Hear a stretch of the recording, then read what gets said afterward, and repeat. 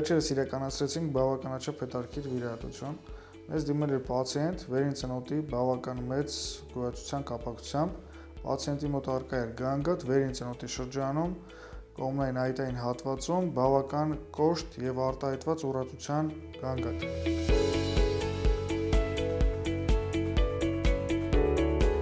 Կատե հետազոտությամբ հայտնաբերված գոյացությունը իրենց ներկայացնում էր կիստոզ գոյացություն, որը բավական ախտարել էր արդեն վերին ծնոտի աջ կեսի ոսկրի կորտիկալ շերտը։ Այսպիսով բարակեցնելով որոշ տեղեր արդեն նաև թափացակելով ոսկրը։ Որպեսզի մենք խուսափենք զգալի մեծ կտրվածքներից եւ ունենալ հետվիրահատական շրջանում բավական մեծ դեֆեկտ, որոշում կայացվեց վիրահատությունը իրականացնել վիդեոենդոսկոպիկ նավիգացիայով,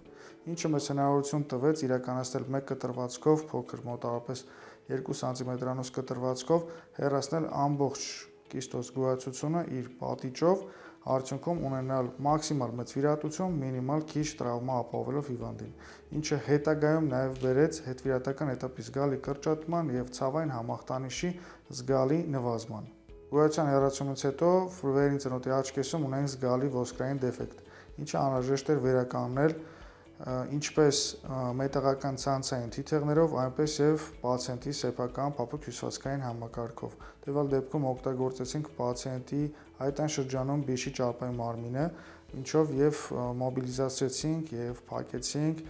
նախկինում տեղադրած ցանցային թիթեղը։